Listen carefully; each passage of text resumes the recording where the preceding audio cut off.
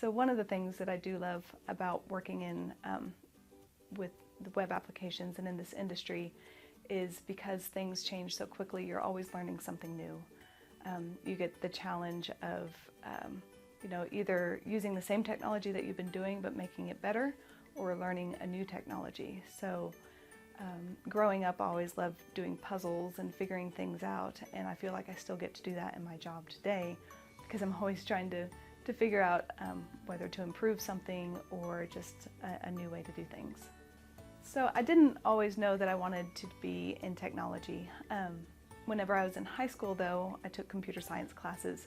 Of course, the internet was still a baby back whenever I was in high school, so we didn't really do any web applications. So on my own time, I had my own personal website, had a guest book, and all the silly things that you had whenever websites were new back in the 90s. And I really enjoyed that. I enjoyed having the control to lay out the page however I wanted, make it look the way that I wanted, and so that really interested me. But whenever I went to college, I didn't study computer science. I was first in civil engineering and architecture because I had a dream of building homes or building bridges, city planning. But as I got into that, and I still on my own time was working more on websites, I realized how much I did enjoy that. So I switched my major over to computer science. While I was in college, I had an internship with IBM, and so I really got to get involved in how I could use my computer science degree and what that looked like. And that was a good experience for me because IBM is so big, you could see all different ways that computer science could be used. So that was a really good experience for me. I got involved at IBM more in the QA side of things, of testing applications and understanding how you had to look at an application and see in all the different ways that it could be tested and used by the end user.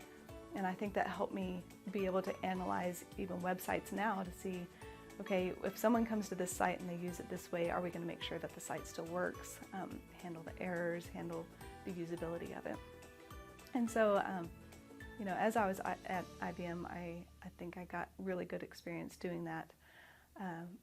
But I missed home and wanted to move back to Lubbock to be closer to family. And so I was really excited whenever I heard about Smooth Fusion and that I could come back home, be closer to family, but still get to be involved in web development.